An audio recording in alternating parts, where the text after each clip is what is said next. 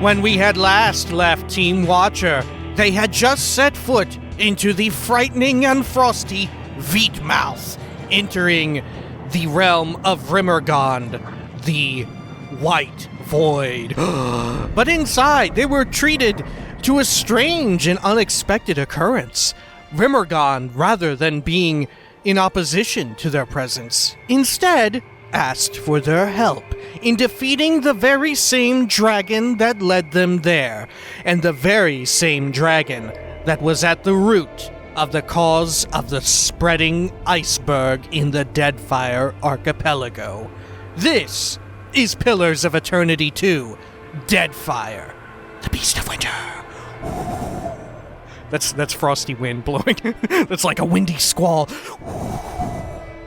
Ooh, it's cold. I'm in Skyrim. Sorry. I don't know. I always associate... Why do I have that association? Fuck. What is wrong with me? Let's get out of here. We've got a whole slew of places we can visit. So, let's visit this one right here, right? I feel like we need to save this hole for last, right? This is totally some big old hub thing. They have taken, of course... Obsidian has so graciously taken design from the famous hub of the... Oh, shit. I was about to say Crash Bandicoot. It's Crash Bandicoot with portals around the perimeter and then the center. Uh-oh, it's a mysterious lift or whatever. Anyway. A nervous... just like, let's crank these levers and switch tones immediately. Pull them back. Giving her all she's got. A nervous AlMaleh woman lingers beside a pedestal shaped like a conch. She startles at your approach and quickly touches some half-hidden object to the pedestal. Ooh, we're gonna need that. I bet it's our frozen ball. Ooh. Oh, it flowed! Yo, I need that! The flow of the water surrounding the pedestal abruptly changes directions, flooding the path behind it. Satisfied the object has done its job, the woman starts toward you with long, determined strides. Small bits of her already incorporeal form seem to flicker in and out of existence, as if she's slowly coming apart. The closer she nears, the faster her body dissolves. An arm's length from you, she opens her mouth to shout, but only a halting babble escapes. You not enter, I keeper, relic, block, waters, Andras, guidance. I feel like we're gonna be going not clockwise. Alright, or starting from a different part of the clock. The spirit lunges forward, arm raised to attack, but the movement seems to be too much for her fragile form, and she dissolves into a cloud of loose essence. Ooh. Oh shit, yo, you've became a terrible dickaroo. Alright. Everyone enters stealth except for Adair. I bet more are going to pop out or something. Let's see. Let's fucking get them. There we are. And have everyone lock on. How difficult are you? Just one of you? Maybe that's the point, is that this is supposed to be, yeah, she's extremely easy. Good. It's supposed to be kind of sad. I see. Alright. In fact, maybe so sad that we shouldn't have killed her at all. Maybe we're a bad person. No, we need that item. Oh. What? It's a Kaihoa. Okay. It looks like some sort of torch, unless it's very big or very small. Oh, it's a trumpet. This ancient trumpet, or Kaihoa, was much prized by the water shapers of old Ukaizo for its unique ability to direct the flow of water through music. Yo! We know a guy who might be interested in that. Huana legend says that the instrument was created by the goddess Ngati as a gift to the Huana people so that they might sing in harmony with the voice of their land. One traditional Huana tale tells of a river whose course was redirected by a chorus of Kaihoa played by master water shapers. Crafted from the wood of the strangle vine, Kaihoa produce a small range of deep, rich notes. It is warm and smooth in your hands, remarkably untouched by time. Lost in time. What is this? The user traps an enemy in time while speeding up time for themselves. The enemy is locked in place, making them untargetable, while also granting the user a large bonus to recovery and stride. Wow, that seems nice. Wow, minus 50% recovery time to self. Whoa! Holy shit! Only 8 seconds, but wow! That is wild. Okay. We should probably give that to Edwin, right? Because that'd go great with her arquebus. Especially since her recovery time hasn't been beaten down like our Watcher. Alright. There you go. Good. Yeah. Seems like a good idea. I'm listening, just a moment. Alright. And now, yeah, we can't walk down here. Is this the first time that this has occurred in this? No, at the beginning, right? At the very, very beginning of the game, there were areas that changed in the overworld, right? To where we couldn't walk there anymore. It was when parts of... We were in the in-between, and parts of the places were, like, collapsing and uncollapsing? The opposite of collapsing. They were piecing back together, sort of like we see here. Alright. Let's head on back up and wiggle the trumpet into this. A pool of still, clear water fills the pedestal's concave. The closer you stand, the more inviting the water seems. The essence you possess pulsates gently, drawing you nearer to the basin. Touch the essence to the water. Violent ripples mar the surface of the water. The water at your feet begins to foam and churn. Then, abruptly, the water stops. It begins flowing in the opposite direction.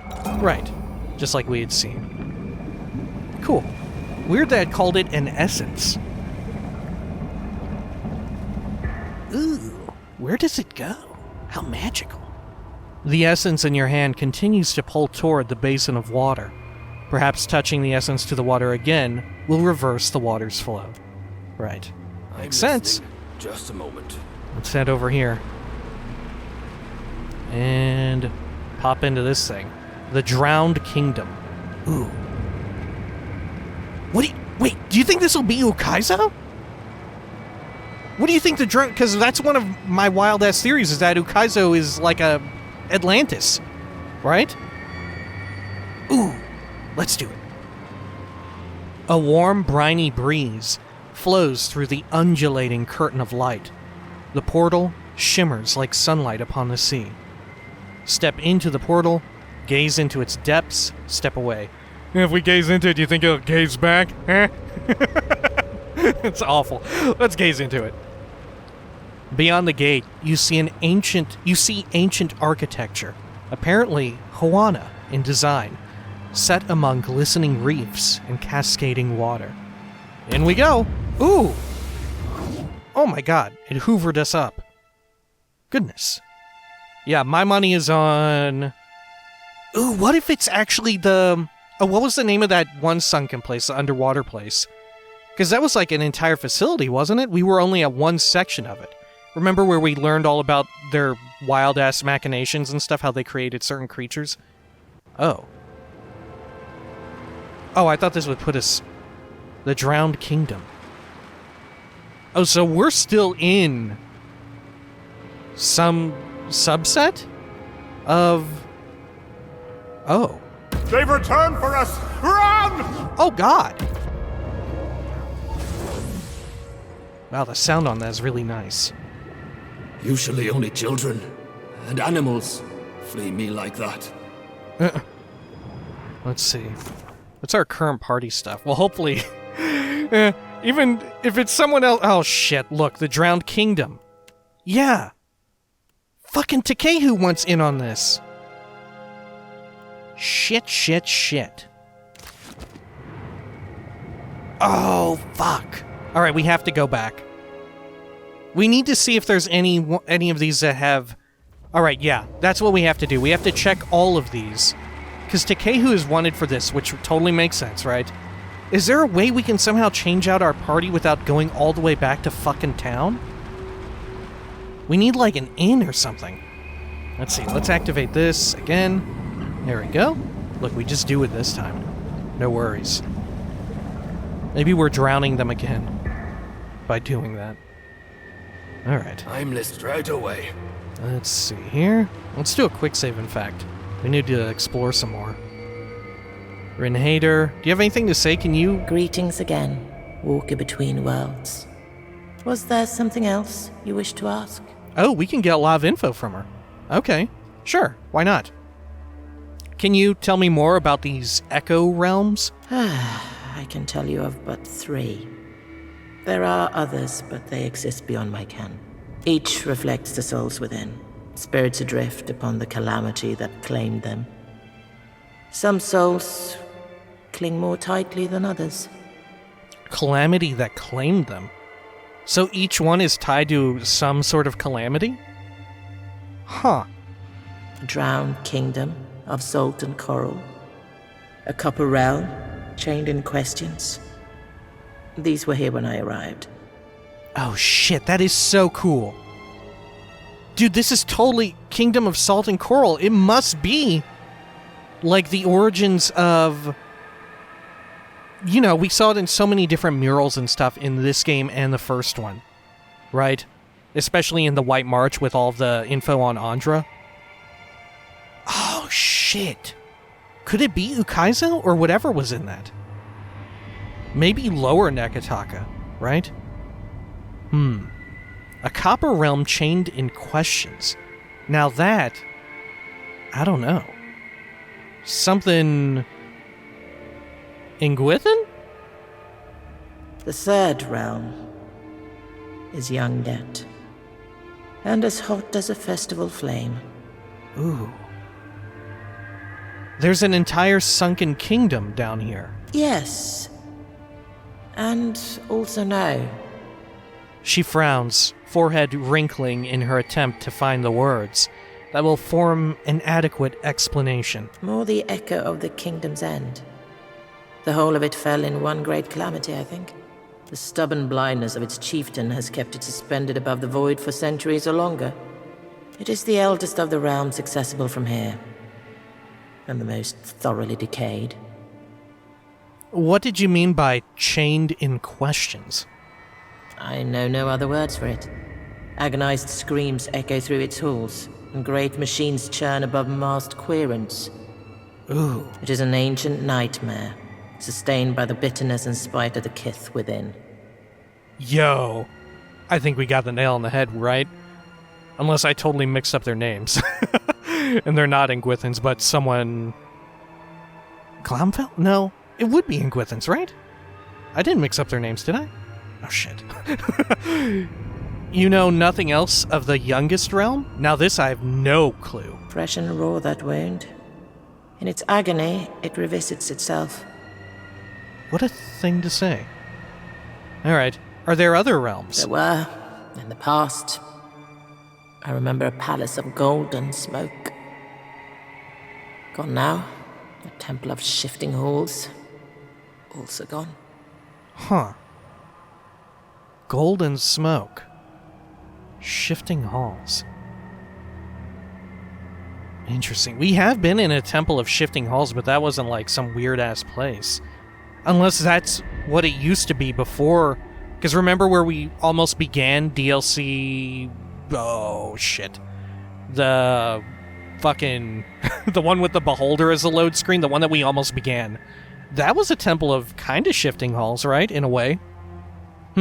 She frowns, almost wincing. These realms fell away, consumed by the white void. I know not how long ago. So these are all places that had opened a Veetmouth of their own, right? Unless there is only one Veetmouth, and they each have their own, like, unique name, right? Could be. I want to talk about something else. as fascinating as that was. Let's see. I wanted to ask you something else about this dragon. Loathing flickers across Rynhaedr's indistinct features. Ask your questions then, if they will see the worm ended. I killed the dragon, and it revived. How do I kill it permanently? I wish I had that answer. Perhaps it would be enough to fight it in this place. To weaken its grip that it might finally fall into the void. Perhaps it found the relic it sought, its soul clinging to that object in place of an earthly form.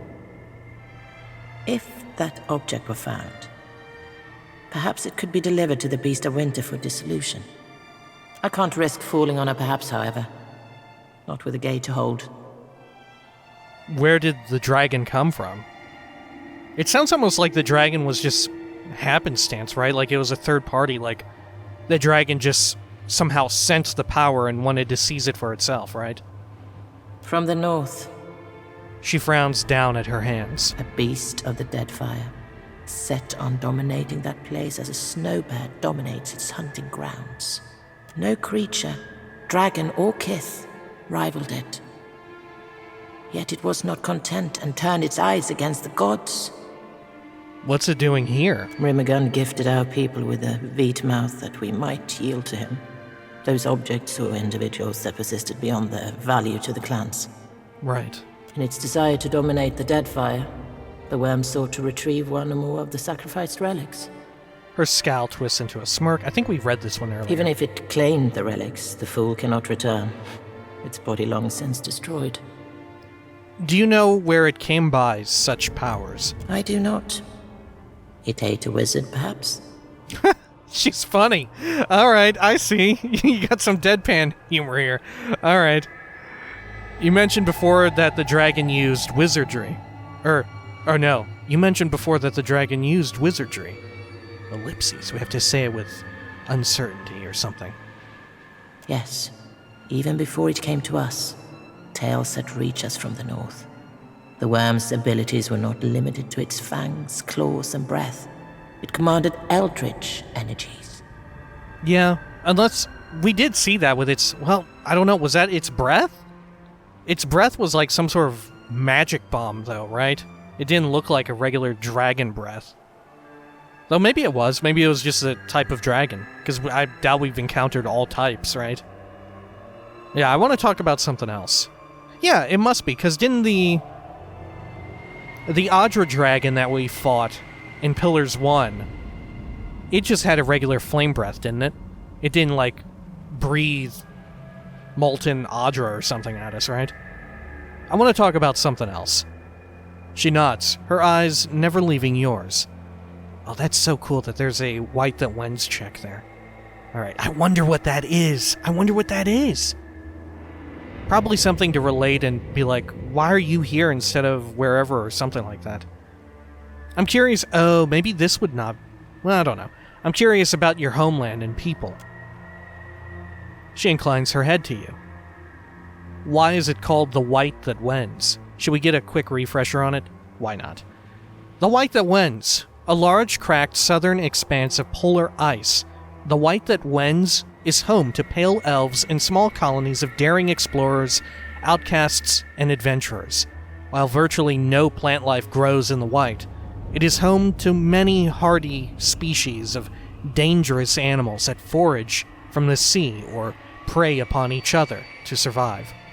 So why is it called that? Rather than the deceased flame or the land of deer. We Glamfellans simply call it the land. Outsiders call it the White That Wends. Likely because much of it is white and can be difficult to navigate for the uninitiated. I like that. Yeah. Huh. But also, Deceased Flame is kind of a fucking cool name as well. Both are good. Honestly, both are good. The White That Wends. I like places that are called the noun that verbs. Right? Something about that is cool. I enjoy it. Alright. What is the White That Wends like? How does a person explain their home when they've only ever seen it with their own eyes? Travelers will claim it an endless expanse of white, featureless and bare. I would point to the jagged rises, the plunging coasts, the sheer rifts, to the blight storms and the snow bears, and ask of them, do you not see? Oh my god, that was beautiful. Wow. Still, few kith call the land home. Only Glamfelin and the Inutinik. They possess the resolve, the vigor, required to endure the Beast of Winter's withering attentions. Did you hear how she pronounced that? Inutinik, right? Inutinik. Inutinik, Inutinik, Inutinik. I'm gonna forget that. Edwin snorts derisively and shakes her head. Of course, because Rynhaedr explains it with such reverence, right? Huh, alright. I take it you feel differently, Edwin. Oh look, we can ask both of them. I take it you feel differently, Edwin? It is a hard land that produces hard people. It is fallacious to ascribe to it deeper spiritual, or worse, anthropomorphic qualities. I know your kind well, girl. Cowering behind words and symbols, that the world doesn't dirt your perception of it. Huh. I kind of enjoy how Edwin is kind of like such a hard ass in this way, right? Because at the moment, we have two scholarly type characters, right? Her and Aloth. And they feel quite different from each other, right? Because Aloth is like a character who is at constant struggle with himself and like second-guessing himself, right? But whereas she is very sure of herself. I don't know. Just something about the distinction that I enjoy. I know yours. Quick to ascribe every faint breeze to the lungs of a god. Fuck! And don't call me girl. You can't deny that the gods exist, Edwin. I mean, I don't want to really get on our bad side, but I'd love to hear what she has to say to this. I'm gonna say it. I really want to hear what she has to say to this. If it's anything interesting. You can't deny that the gods exist, Edwin. Even though, true. We know that their origins and that it's messed up and all that stuff, but they do exist. And people do revere them as gods. And they do have godlike power, right? You can't deny it. The animator frowns at you. I would think my acceptance of the god's existence and my personal adherence to Rymrgant evidenced by my actions. I do not, however, grant them omnipotence, nor believe them solely responsible for every natural process. That's fair, and I think I totally agree. Yeah, I think I 100% agree with that. Fortunately, because she's a sidekick, we don't lose or gain stuff, so we can play more risky if we really want to hear something from her. Alright. Does that sound like the home you left, Vatnir? The godlike peers at the spirit before him, though his mask hides his expression. His hunched shoulders suggest fear. It's a cruel and deceptive place. She has that much right. Face lowered, he addresses the ground more than either you or Rynhaedr. It is neither, young Winterborn. Hard and callous, perhaps, but pure in its intent. He crosses his arms and averts his attention to the amorphous vista beyond. Speak your mind, Vatnir. Haven't we wasted enough time picking at this spiritual scar? He waves a scornful hand at Rynhaedr. Let us get on with slaying this dragon, or closing this portal, or whatever it is you'd have us do. Well, okay, Vatnir. Turns back to Rynhaedr. It sounds incredible. Thank you. It pains me little to speak of home. She bows her head. Can you tell me more about the Pale Elves? Most Glamfelin reside within the White that went, where we travel in clans. Life in the land can be harsh, but it provides. The clan raises the young communally, each member passing on their expertise. That every child has the skills demanded by the land. Wait a minute.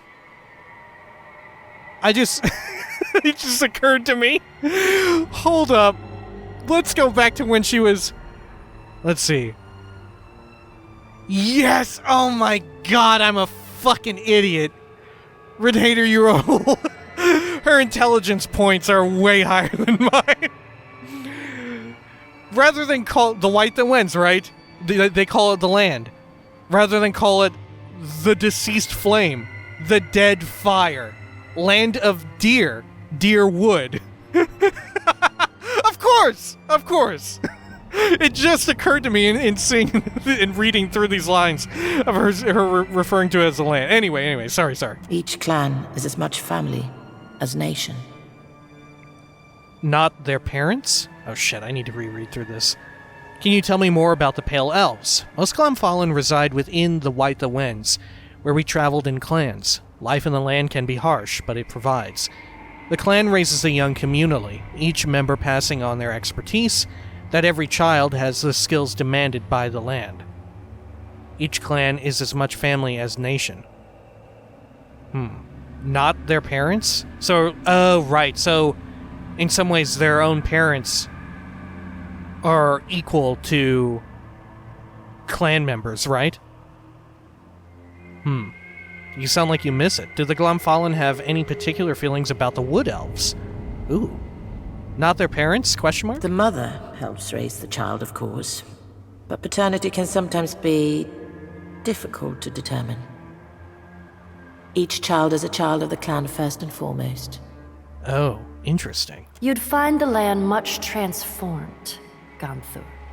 Settlements exist across the coast, trading as much in culture as goods. Ganthur, an Ordhyoma term for an elite class of temple guards renowned for laying down their lives in the service of protecting holy sites. Right, which is what she is. Rynhaedr, that is. Okay. Her carmine eyes drop to the frozen ground. And few children have the support of two parents, much less a whole clan of them. Ah. Hard bitterness tinges the Animancer's words. I love that Ydwin is here for this. In the north, maybe. Many inland clans still keep the old ways. Huh. Oh, this is awesome. Okay. You sound like you miss it. I love the land and I love my people. But that life ended long ago. As all things do. Do the Glamfallen have any particular feelings about the Wood Elves? Do you ask if we like you? Yeah, I do. Should we get an update on the Wood Elves, especially now that, since I made this decision very early on in the first game where I was like, yeah, look at all these proper nouns and locations I don't fucking know. Let's see. Wood Elves trace their beginnings far north of present-day Aedir, and have migrated south through the forests and jungles of the continent. Much of their history is connected with the meadow folk, and they are often found in the same lands. Some historians believe that Wood Elves migrated to Air Glanfath at some point in the past, though Aedir and Glanfathan Elves are wholly different, culturally. They are rarely found outside of Aedir and the Eastern Reach. Okay, so honestly not too much. Other than that, their history is pretty well connected with meadow folk, which would be like Adair. Alright. The spirit chuckles quietly. I have little experience with the shelter folk of Air Glamfath. They do not welcome us among the lands. Oh shit! The shelter folk! That's how you pronounce it. Yes, sheltered people.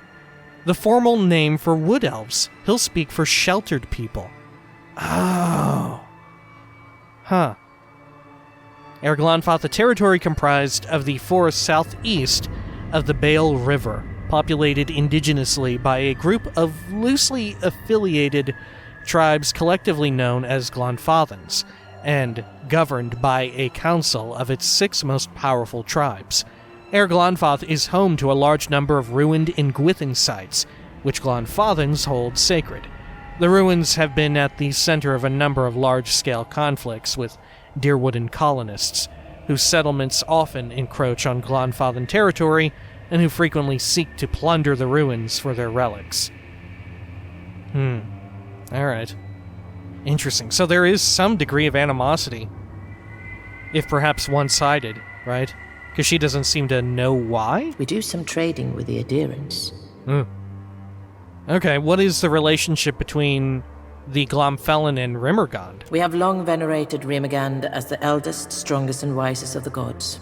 He claimed the land as his kingdom, and we as his people. Really? So they believe that Rymrgand is the oldest. Do all of the religions believe that? Because I would have been under the assumption that it was Barath who would be the oldest of the gods. Perhaps not. My elders taught that we fell from the beast of winter's fur as it marched across the land. The first Glomfelin, equal parts salt, snow, and divine spirit. What does veneration of Rymrgand entail? Prayer, song, dance, sacrifice, the use of blessed relics, the defense of sacred sites. With a smile, she gestures back towards the swirling pearlescent plain of the Veetmouth. Our priests augur his will in the entrails of the slain.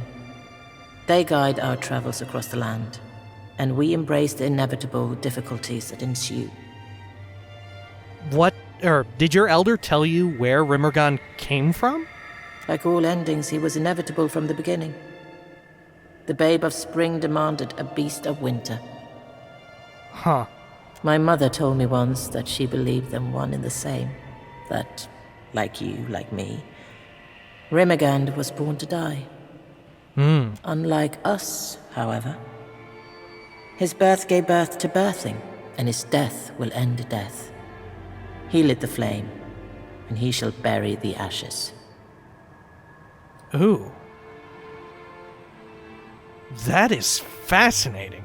And very true, right? I guess his death will end death.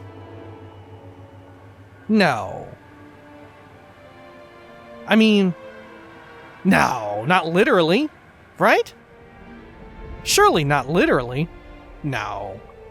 That's just some of their religion, right? And they don't know what we know. But very fascinating that her mother seems to have known something. That, like you, like me, Rymrgand was born to die. How did her mom know? Huh. Alright. What of the other gods? They each sing their song. The flame keeps us warm, the sea provides fish, the land flesh. Each provides temporary comfort against the cold, and we thank them for their gifts. But only Rymrgand awaits us in the white void. Let me ask you about something else. Actually, that's it. She nods, her eyes never leaving yours. I want to talk about something else. Alright. And see ya. Yeah, fascinating. I'm here. Alright, let's do a quick save. Wow, I had no idea that there was so much more additional dialogue we could have gotten out of her. I'm so glad we went and checked that. Oh, look, Kuaru's spirit. Let's see, maybe we can get quests beforehand and sort of check. Worst case scenario, we're gonna have to run all the way back to town and then come back here with appropriate companions, right? The bridge is not ready. If you think you can jump across, then jump across. I can only hammer one nail at a time. The soul of a carpenter grunts and motions the swinging of a hammer, but it has no impact on her surroundings. I'd like to pass. You seem awfully protective of this bridge. Farewell. You seem awfully protective. As you say, my Ranga wishes to impress the great king. Soon, he visits our island. Ooh. Like Rymrgand. Because of their Veetmouth. If I do not finish on time, then I lose my place around the fire. This I cannot allow. She grinds her fist into her palm and nods, determined. Well, I'd like to pass. I would like roasted cuttlefish with every meal, but not all get what we deserve. She swings her hammer harder for emphasis. Bridge is not done. Even when it goes all the way, only Mataru are worthy to cross. So says the Ranga. Take it up with him. Or better yet, go around. She gestures off to the distant obscurity of the endless void. Okay. So we must have to wait for something to occur for this one. Fair enough. Alright. What other ones do we have? Look, the endless queries. The bridge ablaze. That's the new one that's... the new one that's fiery! Oh my god, is this... The bridge ablaze?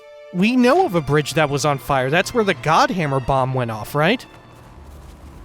During, when they took down Weidwin? Holy shit. Is that actually it? Huh. Alright. And what could this one be? I'm tempted to go inside of each of them, right? And see what quest pops up. That way we can have people ready. In fact, for some of these we may... Yeah, for some of these we may already have people ready. Like the Bridge Ablaze, we have Adair with us. He may be important. Oh, but so might Jody. We might need Jody for it. Ooh. Alright. Man, we're in a situation where we want to have a lot of companions with us, but we do not have room for them. Alright. Let's head on over here and see if this is for real what we think it is.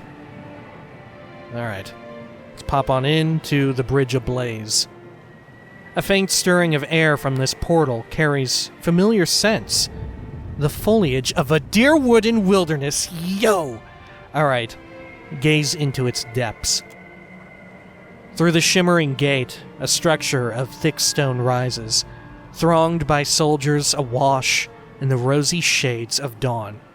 The light shifts to the clear bright blue of day, then again to red, all within a matter of moments. Oh my god.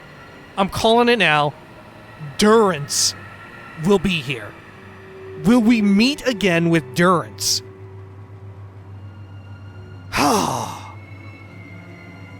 And is this like a... Are we actually traveling through time and space or something? Or how is this? Like, I can't remember. Did Durance in some way know who we were? He did, didn't he? Because he was waiting there. As though he knew. Is this how he knew? Am I mistaken or not? Or back in Pillars 1, didn't Durance say that he knew who we were? And we were continuously like, how do you know?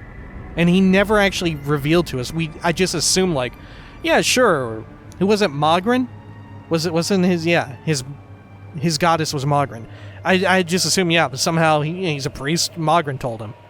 But maybe he literally knew because we had somehow traveled through space-time and had an encounter with him? Oh, that's wild. Hey, if I step away, do I get a quest update? No, I do not. Alright, let's go in. Oh my gosh. That would be so fucking wild if Durance were here.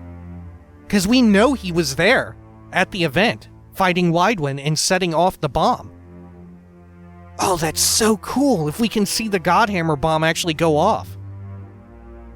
Wow. This is such a, like, ingenious way to explore really cool-ass parts of some of, like, Pillars of Eternity's past and, like, previous lore that has already occurred. Stuff that we've heard about and like, wow, that sounds really cool. No way, this is it, isn't it? The Bridge Ablaze. Oh, shit. Whose side are we on? I wonder. These are Raid Saren soldiers. Deerwooden, too. Is this from the Saints' War? Oh my god, wasn't Adair's brother in the Saints' War? When did he leave? Because didn't he either got killed or left? I think he got killed, right? Because we visited the spot where he died in the war. Yeah, I don't think we'll see Adair's brother here, would we? Let's see. The Bridge Ablaze. Who is recommended? Fuck, Adair and Jody. Yo, this is so cool. Alright, we have to go through the other one. We need to find out about all of them. That way we have the appropriate companions with us, right? Oh, fuck, that is so cool. Alright. Let's see, and we can't yet go through... No, we could. We theoretically could go into that. Because look, I'm assuming this is like a gateway. A portal of some kind. Oh my gosh, these are so awesome. Hopefully me going in and out of them isn't, like, affecting something, right? Surely not. Surely they thought of that. Because how else would you get your appropriate companions? Because there's no inn. right? A beam of clear, radiant light cuts through the murky expanse of the beyond. The air around it is notably warmer than the rest of this realm. Look into the light. This is where we get the flying cap. You have to stare up into the... Never mind. The source of the illumination is too distant, and the effort of looking hurts your eyes. You suspect the light is something more than it seems, but that could be true of many things in this realm. Step away. Oh, so we can't do it yet. We need to get, like, sunglasses or something. Alright. What could the endless queries be? I'm assuming it'll be relevant to some companion. Maybe to Aloth? Maybe? I'm not sure. The portal whispers, sounding at first like the rain, but resolving into the quiet murmuring of lowered voices in a large room. Gaze into its depths. Beyond its surface, you see vast pillars of Adra, wrapped in the stone arches and copper machinery of ancient Engwith. Step into the portal. Yeah, so we totally called that one, right? Oh, that's so fucking dope about being able to go onto that bridge, though. I'm assuming it will be right as the bomb goes off, right? Bridge ablaze. Oh, fuck. Alright. I wonder if folks played this and they just skipped over a lot of dialogue and like, what is this? Godhammer bomb. What is all this shit? I guess it's possible if you don't really pay much attention to that. Like, you got something else out of the game besides the... Oh. Besides the the world and story and all that. Oh, no way! Is it what's-her-butt? Is it old me? Adra, arches, inlaid copper. Ruins of Engwith, I suspect. Wait, who's that? Oh, what's her name? What is her name? Is that, old what's-her-name, who was our friend? Oh, shit, I can't even remember her name. Alright, let's see, who's recommended here? Endless Queer... Whoa! 3! So we need Aloth for this. Shit. Alright, we gotta head back. I really want these companions for this specific stuff. I really want to hear what they have to say about all this. This is so cool! I totally did not expect that it would send us to all these wild-ass places. Oh my god. What if this is when we get made? No, it must be like the creation of the gods or something, right? No, how could that be? Because if this place is linked to Rimmergond... No. Couldn't be. Alright, here. Let's see. Can this somehow give us access to, like, an inn or whatever? Rynhaedr looks towards you, with faintly burning eyes. You intend to go then, as you are, without whatever protection the souls of this place can provide? No, I need to further prepare. Alright. I just wanted to see if somehow it was an inn. Shit! Alright, well, which one should we go in first? Oh, man. I don't know. Maybe... Ooh, maybe... Maybe we do this one, the Bridge Ablaze. Maybe that's the one. And then we swap out Vatnir for Jodi. Right? We could do that. Oh, fuck. Alright. So next time... Fuck, we'll have to do it next time. When next we come back, we'll start going through these. And we'll try to time it to where we end one of these each at the end of a video. That way we can, in between videos, swap out companions. Because, yo, we have to go all the way back to town for that? Hang on, let's do a quick check. Surely they thought that people would want to change out their companions. Because as cool as this is, man, I want the appropriate companions and all that. Right? That is wild if... Like, do they really want me to go all the way back to town every time? And swap them out? Because that would suck a butt. Oh, that would suck so much. Especially with the load screens. I mean, it doesn't make sense that we would be able to do it here, but... Fuck, I wish. Oh. As you return to your corporeal form, you feel a strong pulse of essence from the Eye of Rimmergond. The blue jewel seems to pull on the Veetmouth, dragging forth essence from that craw of entropy. The energy swirls around you, then condenses, solidifying into the gear you found in the beyond. Though, what gear? Oh, like equipment and stuff, like all the items. Right, okay, I understand. Though composed of frigid entropic essence given form, this equipment seems as solid as any other arms or armor. At least, so long as you keep the Eye of Rynhaedr near at hand. It just appeared. Incredible. The relic summoned it and maintains its form. Most intriguing. I wonder if the other gods have blessed similar relics. Yeah, totally, I wonder that. Alright. Yeah, so our only course here is to go back. Hey, what if we kick her over? Alright. Or could we bring her in? Why not, right? No, because it would stay out. Her old body would stay out. Alright, shit, fuck me. So I suppose when next we come back, we will have traded Vatnir for Jodi, because I really want to see the Godhammer bomb. I don't know about you all, but that is probably the one at the top of my list I would love to see. And I'll also have rested to get rid of my frostbite, which isn't so bad. But still, we'll get rid of that. And maybe we'll respec Jodi to sort of take Vatnir's role? I'm not sure. Jodi, I think already we kind of geared for not pure heals. I'm not sure. Like I said, I'll take care of it in between videos and all that. It's a lot to look over to fit all of them in our party. Man, that's the only thing that really sucks about that is, like, of course I want to have all the recommended companions, but you're gonna make me go all the way back? God, that is so far. Alright. Well, if you'd like to stick around, we will, of course, be doing a little bit of reading, and I believe we are starting on, if I can even find it, yes, spirits. Let's see, how many do we have? Are all of these blights the same? Let's see, Beowicks. Alright. Been a while since we saw that word, Beowick. Alright. Yeah, so all of these are the same. All of the blights the same. Okay, sure. Will-o'-the-Wisp. Wisps primarily inhabit abandoned ruins and other such forgotten places. They are thought of as curious creatures, for they sometimes follow travelers for short distances for reasons known only to themselves. While typically peaceful, wisps are notoriously aggressive, if provoked, and will viciously defend their territories if they perceive them to be under threat.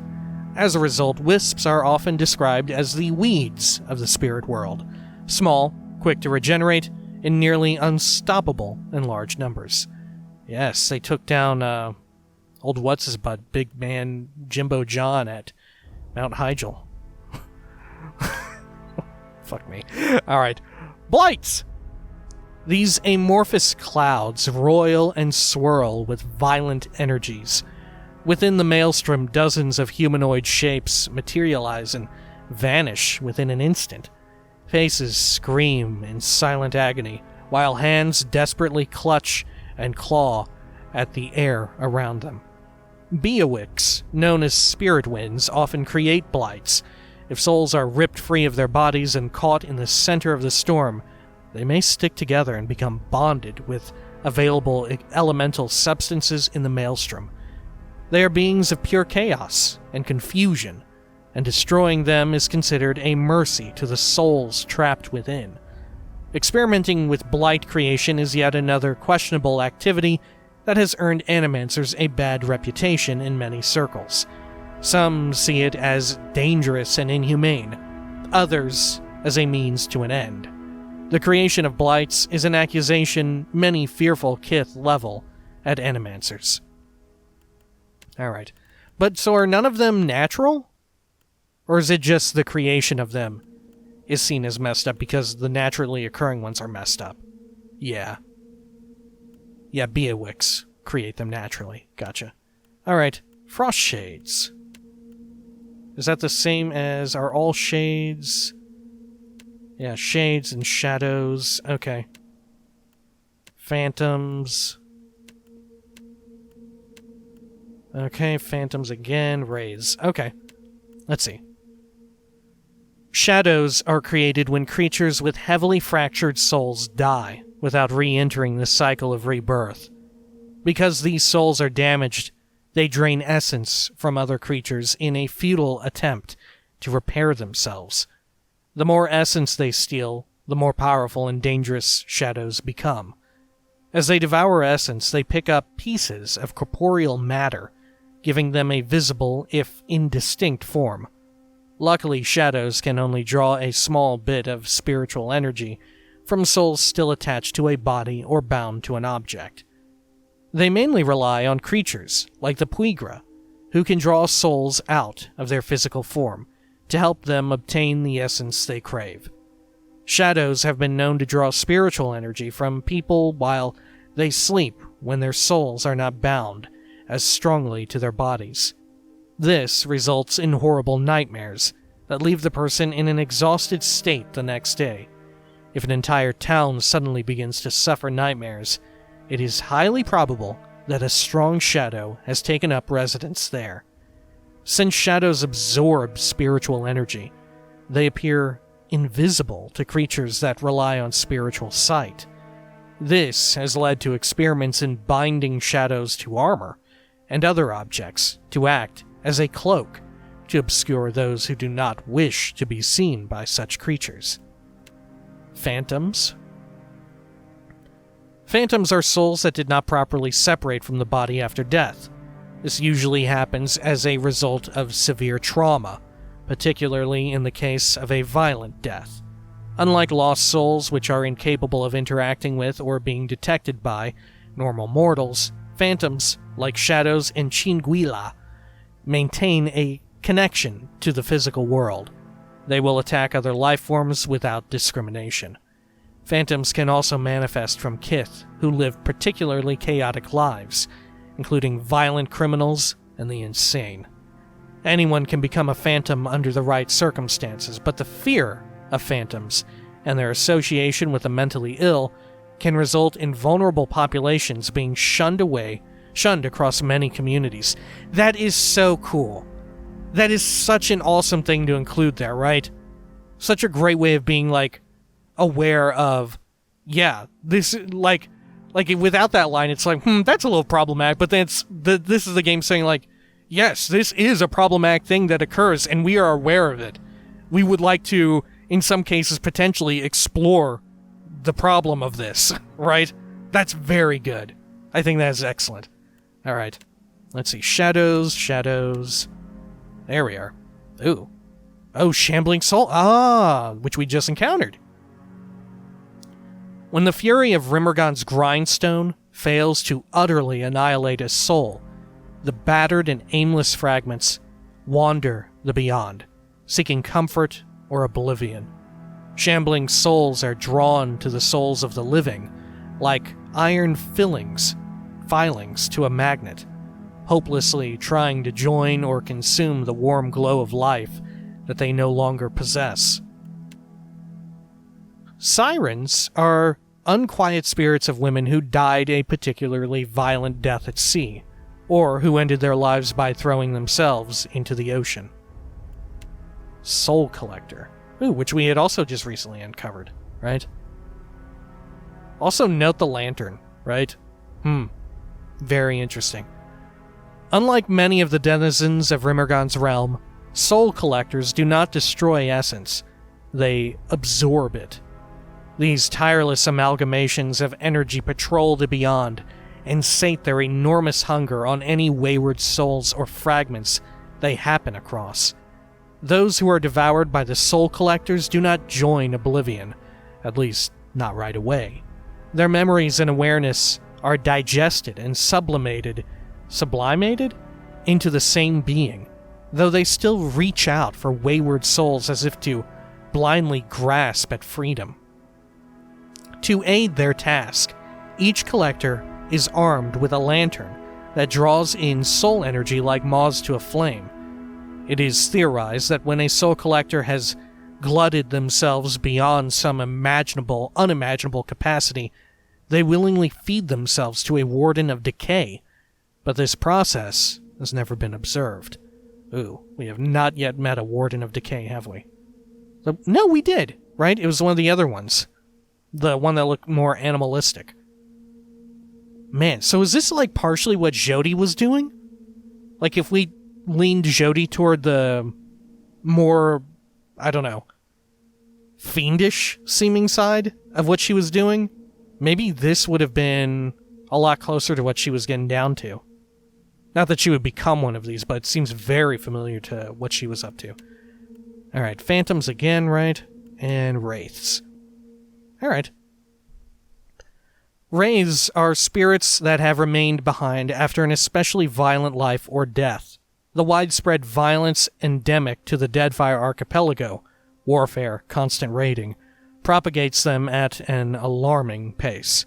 Wraiths hunger for living essence, and they will attack any kith near at hand to acquire it.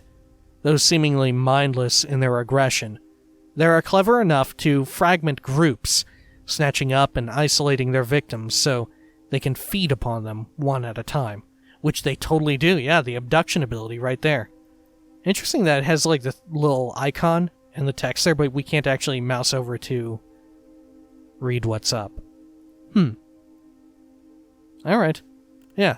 So, next time, Vessels and Wilder. Do you think we should also read about, like, the deities and stuff here? I mean, it's not too terribly much. In fact, this is... Yeah, this is literally the stuff that we can see, like here. This is exactly what we see when we do the mouse over stuff. So we don't really need to read over that. How about lore? Ooh, we could read through lore. Oh, would you want that? Yo, look at all the... Oh, okay, languages, right. Okay, so different words and stuff. I see. Metaphysical concepts. Oh, this is also all stuff. All keywords, right? I see. So do these not appear until we've encountered them in conversation?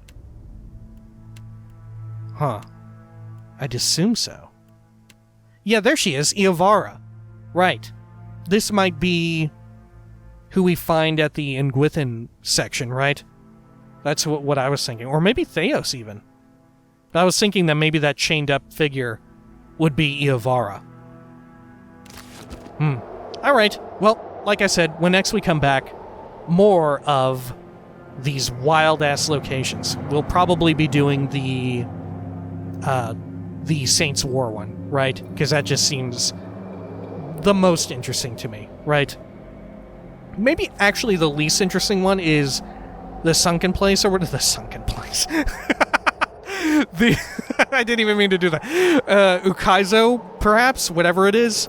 The one that got flooded and all that, because we just don't really know enough about it. That's still sort of shrouded in mystery.